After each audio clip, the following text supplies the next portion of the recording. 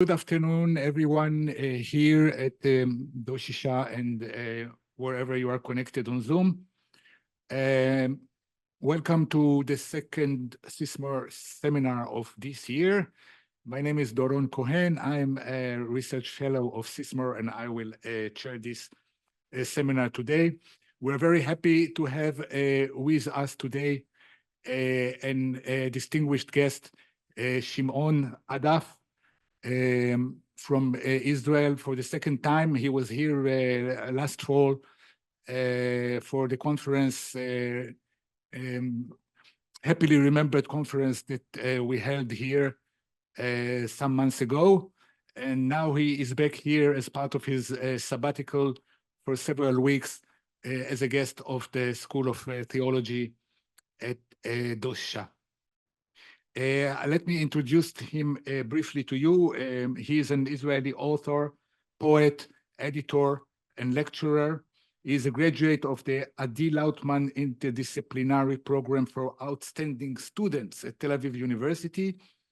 He served, among other things, as the editor-in-chief for Hebrew literature at Keter Publishing House in Jerusalem, and as a teacher of creative writing in several academic institutions.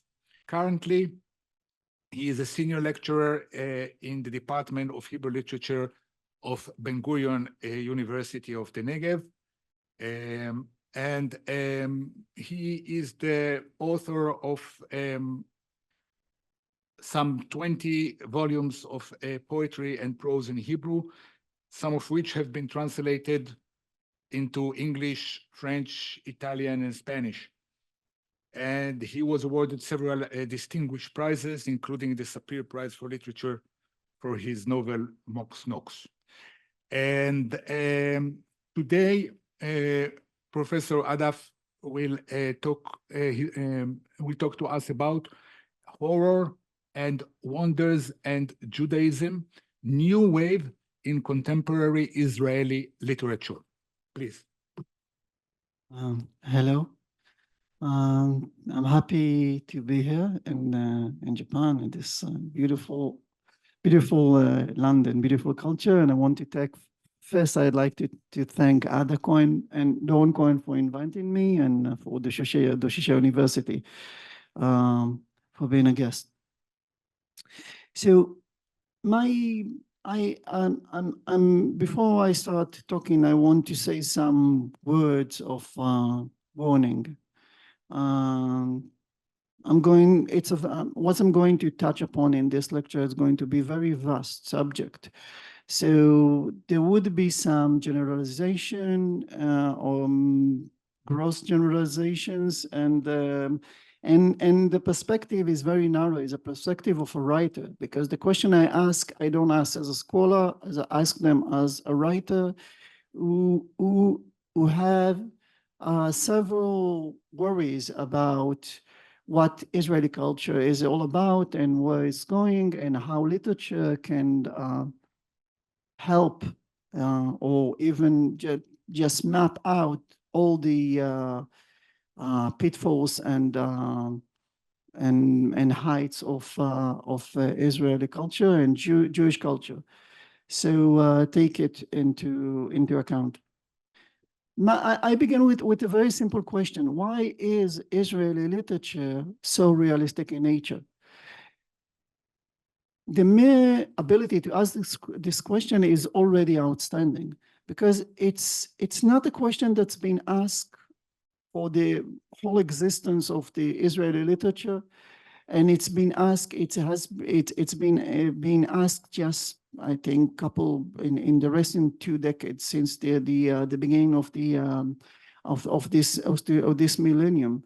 In Israeli literature, you could say that it exists since the founding of the State of Israel, and it's founded in itself on the Hebrew modern literature. So the first answer to this question is, what are the conditions in which Israeli literature was born or shaped? And we have to go a step further and ask, what were the conditions in which Hebrew modern literature was shaped? And I will sum it up in three, as I said, gross generalizations and three chapters. The first chapter is the chapter of the Enlightenment and emancipation.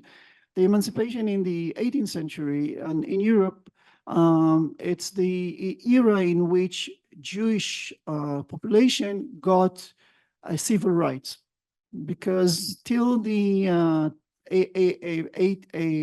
18th century in Europe, and I'm going to talk a lot about Western culture because the birth of modern Hebrew literature is is part of the processes that Western culture underwent in the 18th, 19th, and 20th century. So we begin with this, in which Jewish scholars and intellectuals suddenly have the ability to integrate within civil society.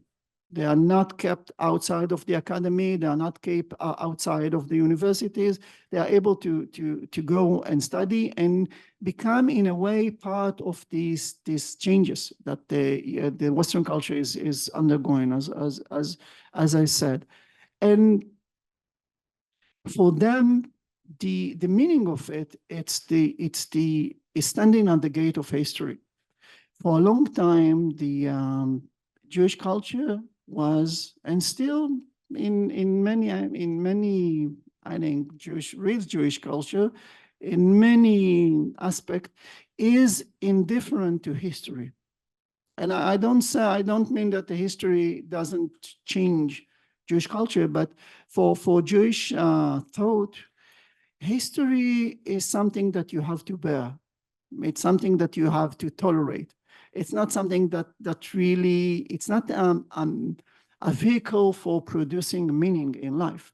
Because what happened in modern time is that in many, you could say that in part of this of going from religious sphere into secular sphere is understanding that history as a mode of understanding the world is replacing God for donning meaning to the world. And being part of history is being part of humanity, you know. So for Jews to stand at the gate of history, and it's also a position in which they look back on Jewish culture, Jewish religious culture, and defining it as existence in a mythical time, in a time that is outside of the human time. It's a time that exists. It's really a period that exists between the destruction of the Second Temple and the exile, and the time of the coming of the Messiah. This is for Jews. That's how they perceive time, in a way that you have to wait. It doesn't mean that they are not committed to life or fooling life or fully living life. On the contrary, all Jewish thought is about how to live in this world to the full extent without being part of it, without taking part in the historical processes that shape it. And now Jews have to enter history. So how do they do it? What kind of story they're trying to tell themselves? What are the stories of the Jews? And really, this is one of it's a very burning question, because one of the writers of the Jewish Enlightenment, who also became an avid Zionist, Lillenblum, he says in his writing, he say, what story do we Jews have? You know, we live in a traditional society. So when I look at the main genre of the Enlightenment story, and later on of the Romantic era, is the Bildungsroman, the roman of initiation, the way that young people learn how to live within society. And he says, what our story? We have childhood, we are children, and then when we are very young, we are sent to Jewish school, to yeshiva, And then we get married when we are 13, and that's it. Our life ends. We don't have romance. We don't have all this, what's called the marriage plot, which really propel the European novel, doesn't exist for us in our life. So what kind of story do we have to tell? So they try to invent stories. And in order to invent story, they have to be very realist. They have to check their life. And because they don't want to be part of the imaginary life of the Jews that they just left, in which the Jews just, they sit in the world and they imagine how the world works without taking part in it. So for them, it's trying to invent a new genre, which is they have to be realist. They have to check how their life work. So this is the first step. The second step, and the second chapter is it's what's called the Renaissance of the Hebrew literature, or of the Hebrew culture, of the Jewish culture, in which there's already a national project in which the Zionism is being born. And writers start to think about what their part in this movement, in the beginning of a Jewish nation. What does it mean to be a part of a Jewish nation? And for them, one of the major contribution is trying to reinvent Hebrew, as to give birth to a new Hebrew. And to give birth to a new Hebrew is going to the world and checking what words Hebrew lacks to describe reality. And in order to describe reality, they have to be realist. So the story they write, realist story. Say we don't have time for imagining. And it's a very interesting, because it's unique to, I think, to Jewish culture. Because what happened in the Romantic era and part of the birth of nationalism in Europe and Western culture is it was also there was a fashion and there was a movement of going back to the folk origin, to folk tales, to legend, to fairy tales, and you can see it in Romantic literature. And what the Jewish writer said, we don't want this story. We have enough of this story, because for like 2,000 years we've been living in folk tales. We don't want any more of the folk tales. It has to do with the diaspora. It has to do with exile. We want to go back to Israel. To go back to Israel, it's stop imagining Israel and going back to a real country, a real land. And this is the third chapter does begin in the birth of Israeli culture and Israeli literature. When people go back to Israel, they don't have a map of Israel. They don't have names for the flowers. They don't have names for the plants, because they have been away. And everything they have, it's like imaginary maps that were created not just by Jews, but also by travelers that came from Christian country and wrote about Israel in the light of the life of Jesus.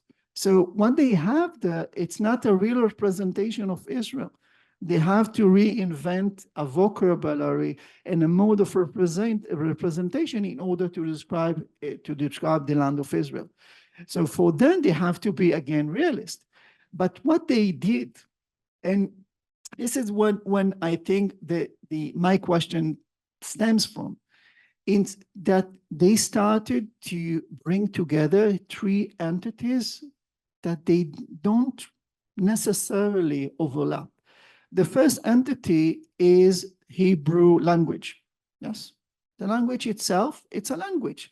As every language, it might be spoken by a certain group, but being a language, it can be used by anyone. Yes, everybody can learn Hebrew. It's not exclusive. So it's the language. The Jewish origin, in which they are very amorphic about, they are very vague about what does it mean to be a Jew. Well, when you are religious, being a Jew is being part of the community. Yes, it's being born into a community, ascribing to the Jewish law, subscribing to the Jewish law, and following the Jewish way of life. But once you don't have a community of that, it's very well defined. The question is, what does it mean to be a Jew? Is being a Jew is being born a Jew, or or being a Jew is kind of cultural, spiritual affinity. They leave this question unanswered, or the answers are very, very, very vague. But there is something that's called being a Jewish form, you know. So this is the second entity, which is either ethnic definition or cultural definition. And the third entity is being in Israel. And being in Israeliness is a civil identity. Everyone can be Israeli if they are being integrated into Israeli society. You don't have to be, let's say, Jewish. You don't have to speak Hebrew in order to be Israeli. We have a large minority of Palestinian-born citizens that are neither Jewish, and their native language is not Hebrew, but they are Israeli. And the other minority, people that came from Russia, labor immigrants, like coming from Ghana, Filipinos. So Israeli, there are already Israeli that are neither Jewish nor Hebrew speaking necessarily. So, but what they did, realism, or trying to create this mode of literature, which is very real, and telling the story, what they call the national narrative. The national narrative, it's a story of the group, of the community of Jewish living in Israel and speaking Hebrew. And the realist literature is a mean to bring together these entities and make them equal and interchangeable. If you say Hebrew, you say Jewish, you say Israeli, and vice versa. And this note, this Gordian note, was kept in literature as a convention till the beginning of the millennium. And now I'm going to talk about the change, what happened and what changed and why and how also. So, of course, what I'm saying is still a generalization. There were writers within Israeli literature that wrote differently.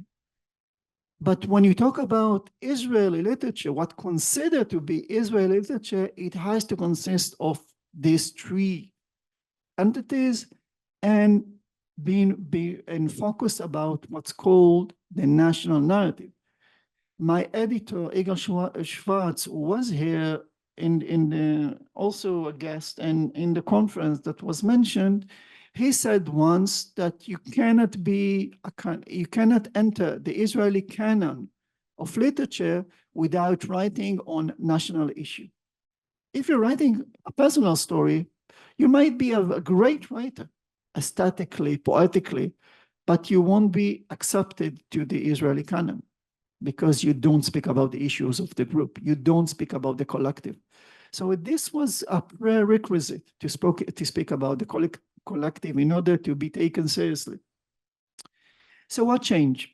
Well, in the first, literature lost its status as the dominant mode of dominant medium of representation within Israeli culture, because starting in the 80s, in the last century, the dominance changed or moved to television and pop music.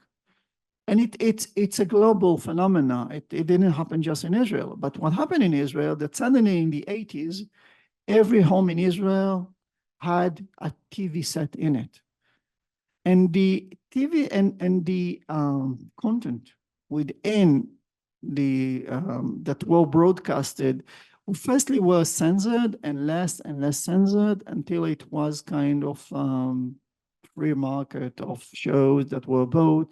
And you can see other ways of life and other people and other groups that you weren't encountering through literature. And there was a political upheaval because and here I go into inner Israeli politics. The group that was in charge or was dominant in Israel from the first wave of immigrants that came to Israel. Jewish came from Europe, mainly Central Europe and Eastern Europe, and throughout the 50s, there was large immigrant that came from Arab country, Muslim country. Right now in Israel, more than 50% of the Jewish population is originated in Arab and Muslim countries, and they're not Ashkenazi. Ashkenazis are Jews that come from Europe or Western countries. So politically, the group that were in charge were more, it's very hard to describe Mapai and everything, so I'm gonna leave it out. But let's say there were Ashkenazis, socially, yes, socially, ethnically, and politically, and conceptually. And what happened in 77, there was a big change, and they were left-wing, left-wing with socialist tendencies. What happened is that the demographic move and also the political tendencies moved toward the right. And in 77, there was very, I think, major political change in which it was the first time that there was a right-wing government in Israel and right-wing prime minister in Israel. And it was carried upon this change was supported by the oppression of the Jews, the Sephardic Jews or the Mizrahi Jews, the Jews that came from Arab and Muslim country. They were the main voters of that propelled this change, that made the change viable. And suddenly there was a need to represent within culture also the voices of Jews that came from our country, which of course they brought with them, as my family. My family came from Morocco. My mother and my father came from Morocco in the 50s. And the way of thinking about the world is obviously different from the way that the European culture thinks about the world. So they brought with them other sensitivities that seeps into the culture that was produced, art and culture that was produced by the second generation, my generation, and later generations. So we have this change. We have this change of being open to the world, being moving from high culture to low culture, pop culture, that was transmitted through the television, and change within the inner politics. And the beginning, throughout the 90s, you start seeing within literature the echo of these changes. And there are two major movements. The first movement is the movement that try to break down this connection between the three entities that I described. Writing and there are writers that were brought, or they were brought during this time of the changes. So the first is examining the connection between the three entities. And we can pose it as a series of hypothetical questions. Can one write a literature that is Hebrew, Israeli, but not Jewish? And the question is yes. And a very good example is Said Kashua, is a writer, a Palestinian-born writer, writes in Hebrew, speaks Hebrew fluently. And one of his novels, and I think his best work, is called Let It Be Morning. And it's a novel that describes life in a Palestinian Arab village in the north. Suddenly it's besieged one day. It's besieged. The writer, the narrator, goes back from Jerusalem to visit his family, his childhood home, and he is trapped within this siege around the village. They don't know what happened. things starting to accelerate, and they don't understand what's happening to the way of life. And he discovered that that's what happened, that without their knowledge, they didn't hear about it because they were disconnected from the world. The Israeli government came to agreement with the Palestinian authority, and they go into a peace process. And now they have to decide what to do with the Israeli-Palestinian population. Should they displace them, transfer them to the Palestinian regime, or should they stay within Israel? And he tried to ask the question, to whom really the Palestinian Israeli population owe their loyalty? Well, what are is their identity? Are they more Israeli or more Palestinian?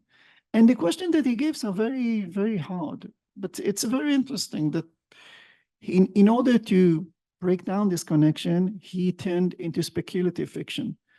And what I'm going to describe is the same manner. Whenever writers try to break down this connection between the three entities that were the connection that was forged through realism in literature, they turn to speculative fiction, in which they try to imagine alternative situation, alternative world, alternative way of life. So the next question, can one write a literature that is Jewish, Israeli, but not Hebrew? And the answer is yes, because there are people that live within Israel. They are Israeli. They write about the Israeli experience. They write about the Jewish experience. They are Jewish, but they speak other languages, either Hebrew or Russian or other languages, even in Arabic. There are Jews that came from from Iraq,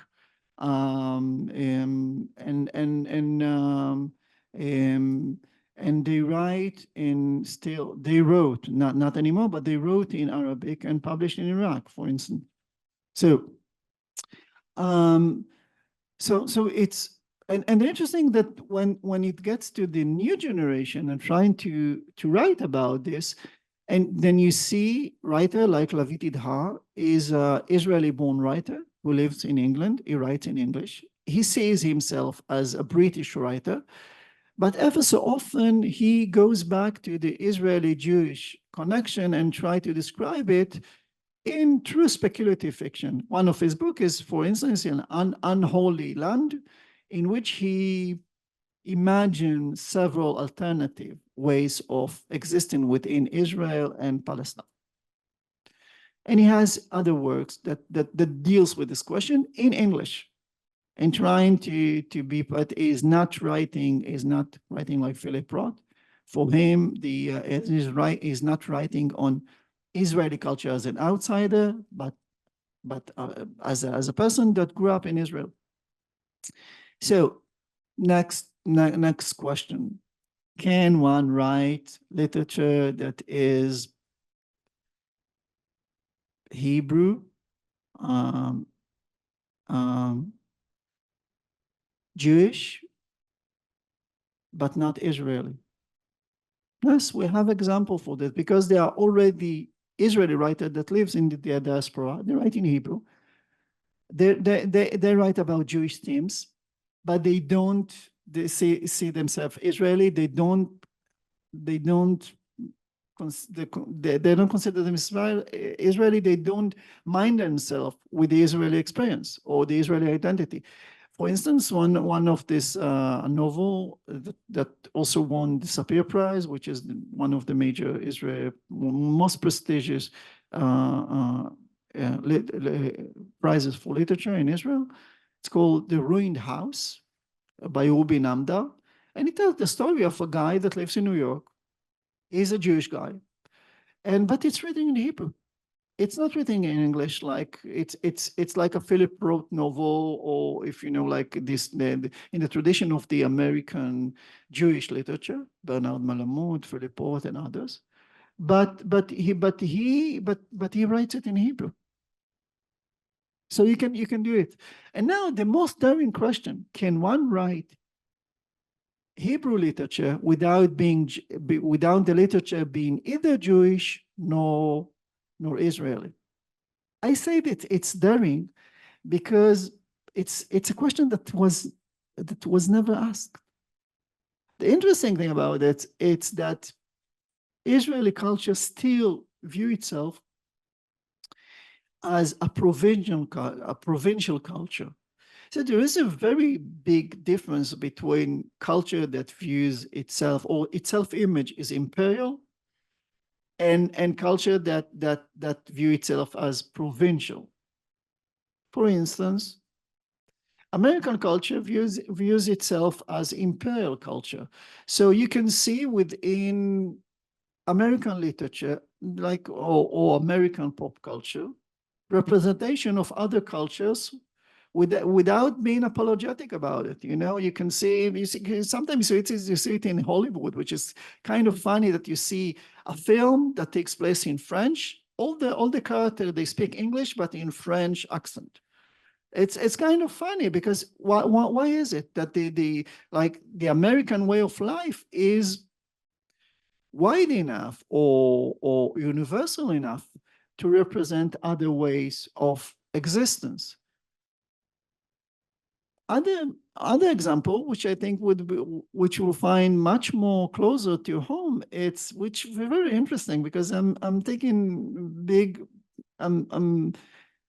since my last visit here, I told Doron Wichidao that I read all the Japanese literature that was translated into Hebrew, and then some of the writers I read in English, writers that I really like Natsuma Soseki and then Kawabata, and while the literature that I read felt to me very Japanese, when you check the pop culture, like in manga and anime, you see that the culture, the creators, they feel free to, which I think find this freedom amazing and very inspiring, to represent whatever culture they want. You can see, like in anime, a show about Victorian England, which I think that it's an era that the Japanese feel very close to. I don't know why. And you can see about a show about Vikings in Japanese. They speak Japanese, but they're Vikings. You can see even shows inspired or manga inspired by Jewish esotericism, like Kabbalah and Zohar, which I found very, very interesting to watch and very interesting to read. So this is the characteristic of imperial consciousness.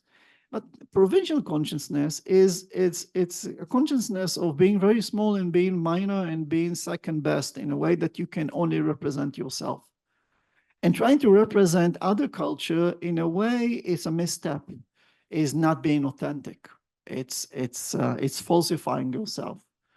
And so the question, whether Hebrew writer can write about many realities without them being Israeli or Jewish, it's a real interesting question. And when we ask it and go to check what happened right now in the younger generation of writers, you see a lot of writers that already have this global consciousness. They write about, and I'll name some few. The names won't say much, but I try to describe their work, and maybe this will give you some clue to what's happening. So I'm thinking about a writer like Ofer Tushegafla. Is a writer that writes about, it doesn't matter if he writes about Israel or writes about some invented country in Europe. He writes in Hebrew. The characters could be of any culture. They are not really identified. And he creates this alternative worlds, like his debut novel was about a guy that kills himself after his wife died because he wanted to search for her in the next life. And he moves between this world of the next life and things that happen in Israel. But originally, the book, the part that really happens in this world happened originally in London. And when he wanted, and I'm to blame for it, when I was an editor, when he sent his manuscript, and I read it and I said, no, no, no, it can't happen in London because you publish Hebrew literature. So he changed it to Tel Aviv, and he didn't change anything really. It stayed the same. So he just changed names and that's it. And the interesting thing is when we edited the manuscript, and I was trying to suggest to him terms in Hebrew that were more Jewish in nature, he said, no, this is not my language. My Hebrew is Hebrew that is not connected anymore to the Jewish scriptures. It's a secular Hebrew. I want to get free from this Hebrew that you're suggesting. So it's interesting. It's very conscious. It's very aware to what he's doing. Other works I can think about, writer like Nir Bar'am is a writer that writes these global novels. One of its novels is Good People happens in World War II in Russia and Germany, but the characters are not Jewish. There is a Nazi officer and Stalinist or some officer on the other side, and this the story of the communists and Nazi. It doesn't have to do with the Jews or being born Israeli. Other writer, Alona Kimchi, she's a Russian-born, Russian immigrant. She writes a novel about a woman being turned into or that being transformed into a tigress. It's called Lila Tigress. And you read it, and it has nothing to do with Israeli culture, and it has nothing to do with Jewish culture. It's about Russian immigrants living somewhere. It's interesting. She's being transformed into a tigress after she meets a Japanese lover. So I don't know if it was intentional. And the list goes on. And then you can see like how writers are expanding and getting free of this connection. And now to the other question, why is the speculative method or the speculative mode of representation is what it's bringing to the table, what's it's contributing to this process of breaking down this connection between, or the overlap between the three entities that the realist literature really built on. And for this we have to define or give distinction to the sort of using speculative method in writing. And I'm talking about speculative, and I don't know if you know what I'm talking about. So I'll try to define first what's speculative. Speculative fiction is a fiction that either try to predict the outcome of present processes, like see what will happen. Well, let's take a process right now that's happening in the world right now. Let's take the climate change. What will happen in 50 years in the future? What will happen to society? What will happen to economy? What will happen to religion? What will happen to, I don't know, to even the ability of humanity to survive? What will happen to the human body in 50 years? So this one of the mechanisms of writing speculative fiction. The other mechanism is trying to take one of the basic assumptions that we have about reality and change it. Let's say that, because I'm trying to connect to maybe I'm touching, maybe it's a sore point, so I want to give the example. Okay, let's say Ursula Le Guin, she's a brilliant writer, American writer, and she wrote this book that called The Left Hand of Darkness, in which she imagined a planet in which the resident of the planet, they don't have gender. There are no male, no female. Just the culture without any sex. Till they get to a period in which they have to reproduce, and then they're being divided into male and female. But they don't keep the gender, so they can enter this period of sexual activity either as male or female, and then change in the next time that they become sexually active. So, and she asked, okay, if we change, we accept that gender or biological sex is a given. What if it's not a given? How religious would seem?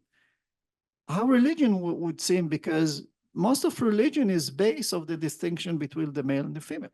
You know, many of the story of creation are either at the coming together of the male and the female, either Adam and Eve, or something like in more ancient mythologies, let's take the Babylonian mythology, in which there was this there was Tiamat, which was a female entity, and her son, he revolted against her, and he fought her, and he broke her into two, into the earth and the sky. This was what Bel Marduk did. So you have this. It's a very basic. So how would religion would seem into a race that don't have any gender at all, or any biology of sex? It's different. How would economists, how would time would be conceived for these creatures? So this is the second way of doing a speculative. And usually many writers combine these two ways of, but sometimes they just go to the fantastic and invent stuff. And say, okay, what would happen if people could fly? What would happen if we have a time machine? What would happen if vampires exist? Were to exist. This is a very a more simple way of doing that. So the question is, were there any fantastical in nature works of literature in Israeli literature? Yes, they were. And I gave two names, which is, I think, brilliant writers. Edgar Keret and Ole Kastelblum both wrote some fiction that derives from fantasy or the unnatural. But their speculative fiction was more of the absurdist, you know, of the writer that tried to examine the convention of Israeli way of life and sometimes mock them or make them or bring them or in a way describing in a way in ways that unearth the absurdity that lie underneath. And this is for them was a way to enter as part of a new generation into the national narrative. In a way, both those writers react to the national narrative. But what we find in this new later generation that use speculative fiction is another understanding of the role and function of speculative thinking. I said in my introduction or my entrance into this lecture that the Jewish literature in the period of the Renaissance, which was conceived in synchronous in the same time that Romanticism was the major way of thinking about the world, that the Jewish choice was unique. But the other side of Romanticism isn't only the national thinking, it's also the rise of the individual, of individuality. So what happens in this new generation of writer? They're going back to this point and say, let's take the road not taken, yeah, the path that we hadn't walked, and go for extreme individuality. So going back to folk tales, fantasy, speculative fiction is a way to express their individuality, their being in outsiders. So Romanticism for them is not a way to build a nation. It's a way to be subversive. It's a way to being outside of any group in which they say we are totally individual. We don't commit to the Israeli identity. We don't commit to the Hebrew identity. We don't commit to the Jewish identity. We invent world in which we can be free of all these definitions. This is one side. The other side is they are using the critical potential within speculative fiction, because to think about in a speculative fiction is to oppose the existing situation, is to criticize and say, no, we don't want this situation. Let's think about another world in which things are better or things are worse. I don't know, but you can go either way. And for them is also getting free from the national narrative in which they say there are other issues that we can explore right now.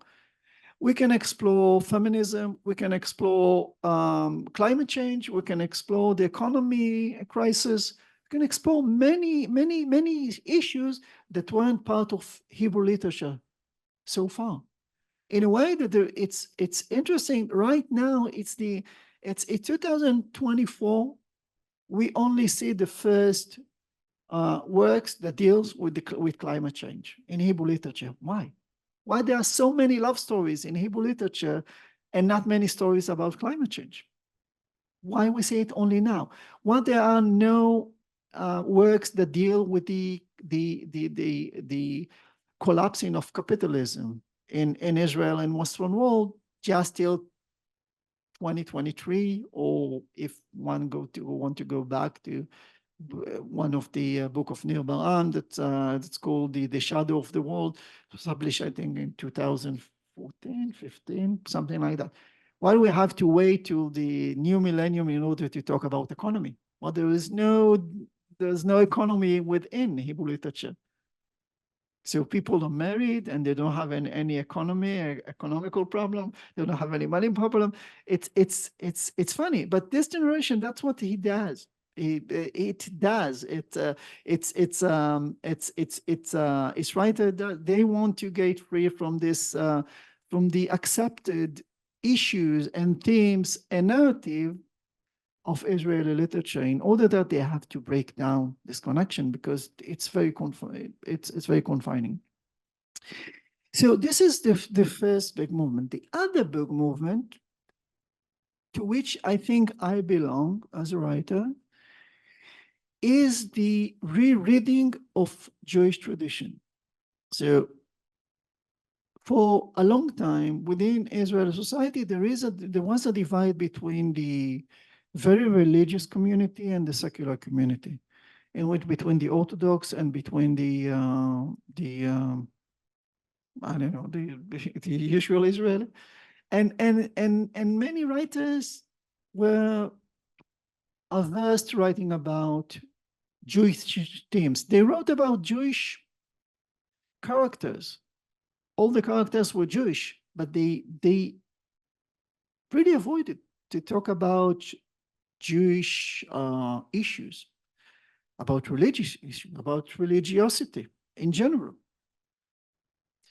And again, in the 80s, we see a change in it. Suddenly, the Orthodox community in Israel is becoming very interesting to writers, and there are writers from within the Jewish, the Orthodox community that writes to secular secular audience, and this kind of literature got the very demeaning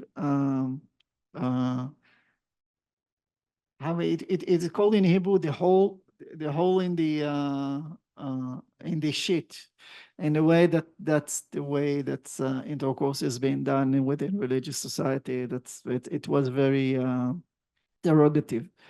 But there was this kind of literature, and suddenly the interest grew. And what happened that you could see within Israeli society another model of religiosity that is being born or becoming predominant. So, and there are many reasons to this. One of the reasons, a scholar that came from, she is a descendant of mystics that came from Iraq. She's called Chavir Bdaya. The writer described it in this term. She said that in Western culture, in order to become secular, you have to kill God. But in Muslim culture, in order to become secular, you just have to live as a religious person, but act as a secular person. So you can be both without interfering with God. You can believe in God and be secular. And that's what the population from Arab country and Muslim country brought to Israel. This model of religiosity, in which that you can be a believer without being religious. This kind, you could say spirituality. Some call it traditionalism. I don't know. It's there are many names, but it became very dominant. And I think it's not the only reason, because like my father who came from Morocco, my mother, we could describe her spirituality this way. And she is a religious person, but she accepts the secular way of life of her sons and daughters. But my father, for instance, was a very strict guy.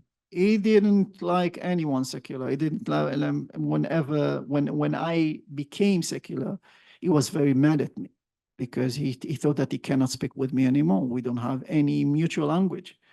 So it's not the only reason. The other reason is that this was the reality within Israel, in a way that the religion was politicized. More and more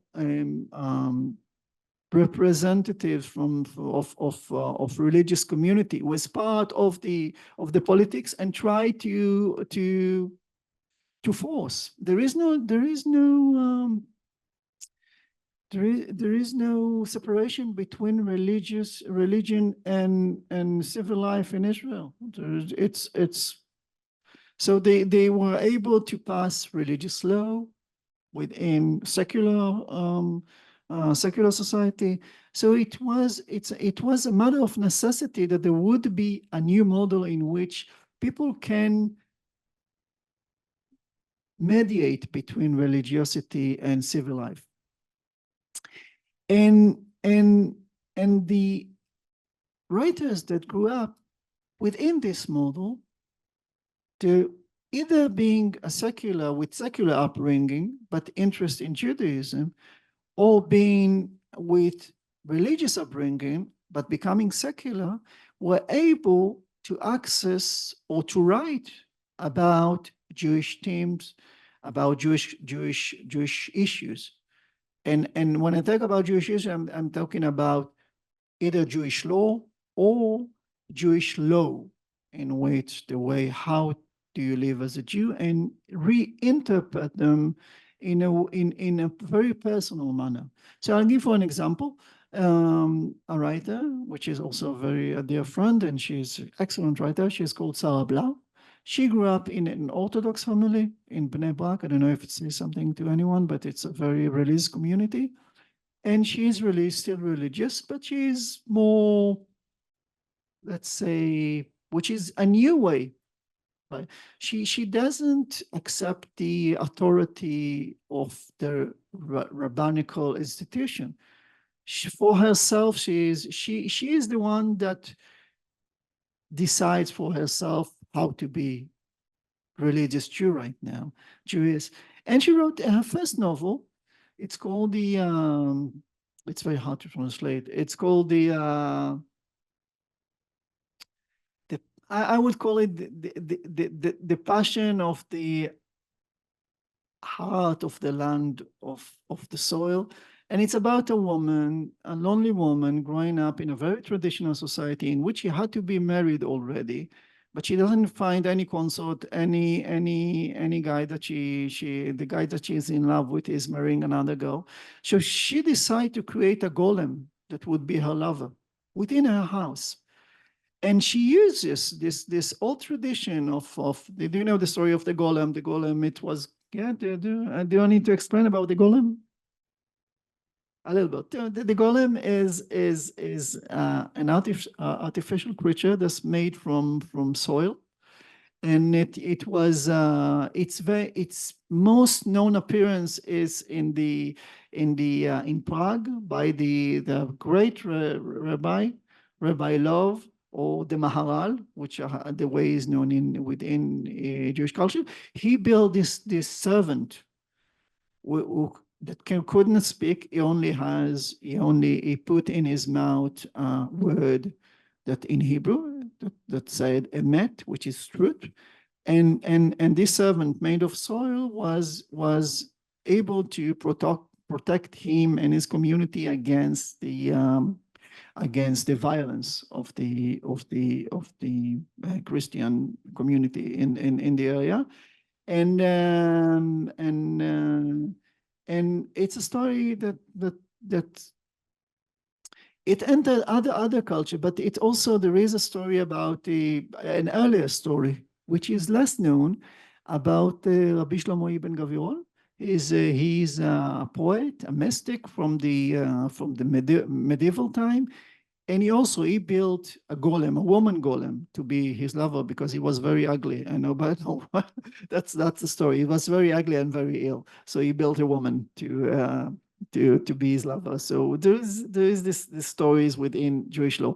So and she takes there is a book that's called the Book of Creation, which is a mystic book in which it's instruction how to use the Hebrew language in order to create things in the world. So this woman, her protagonist, takes this book and use it in order to build a golem.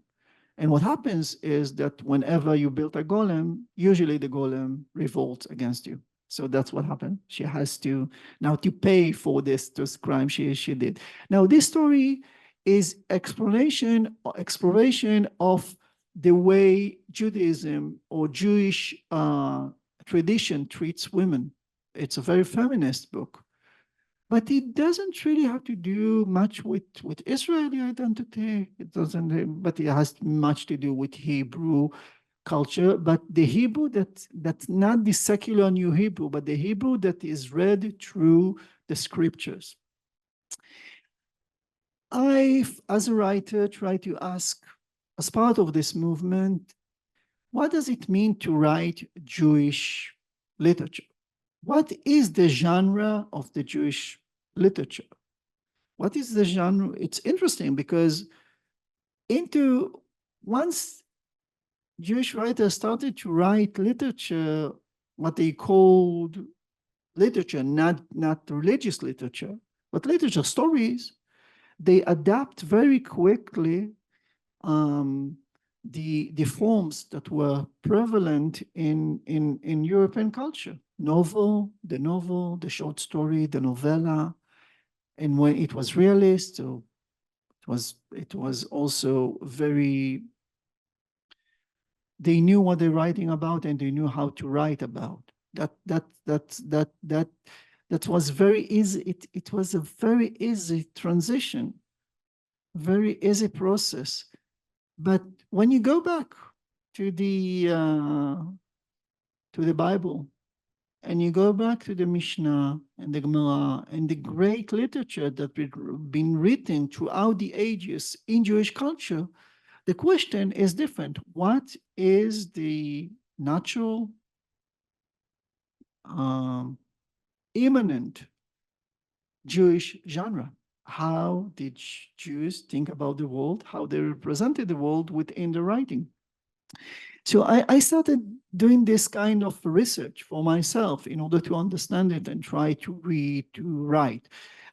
So the first answer that I got, that Jewish writing is speculative in nature.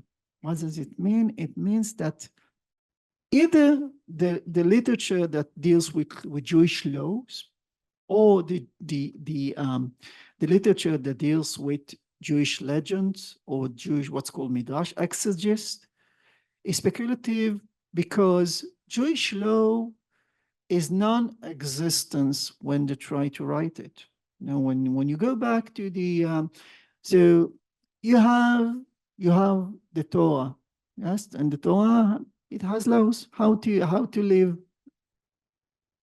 God says several things, and you can see it in the part of the book of Exodus. You can find it in the Deuteronomy. You find why the laws of the God dictates to Moses how should the Jews or the Hebrews should live.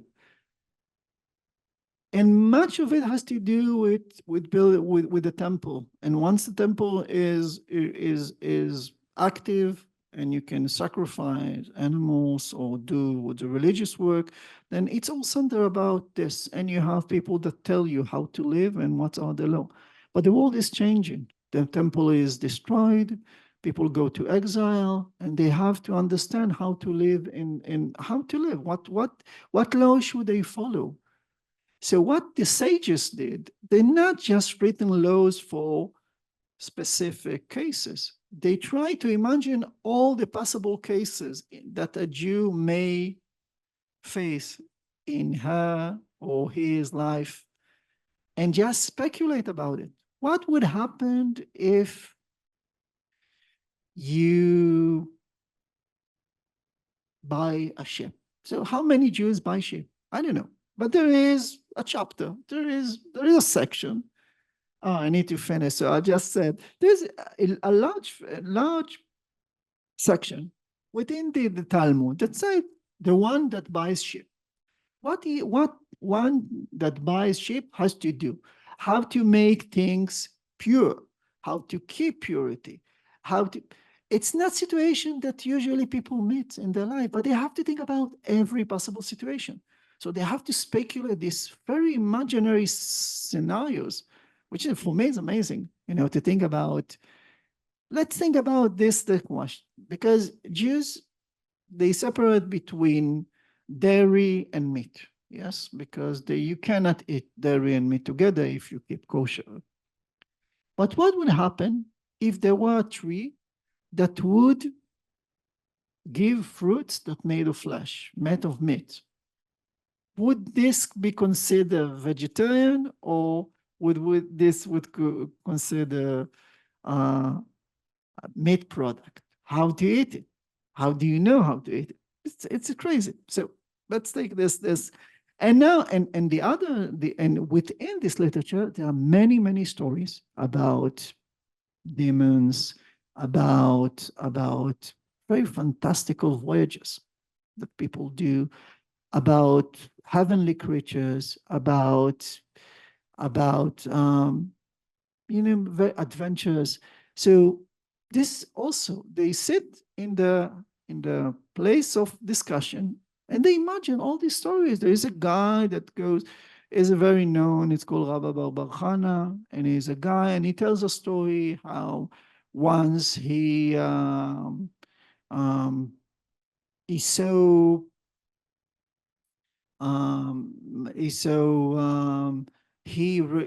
went on a ship, and they saw this fish that the ship, between its tail and its head, the ship has to sail 3 days, for instance. We saw this mythical creature that's called Homin, the son of Lilith, runs across the landscape. He saw a crow that is so giant it's like it's the height of 3 buildings. he went to the desert and he saw the dead of the desert, and there was giant lying in the sands. So this is fantastical stories, and it wasn't used within modern Hebrew literature. It was kind of abandoned. And for me, it was going back to them and say, okay, I write speculative fiction. So what kind of speculative fiction within this? And the interesting thing about, and I'll finish with this, is that the writing throughout of Judaism didn't have, now we would call it postmodern, because it has so many genres within it. In the Talmud, in like one chapter of the Talmud, you can find discussion about the law, you can find fantastical story, you can find essays, you can find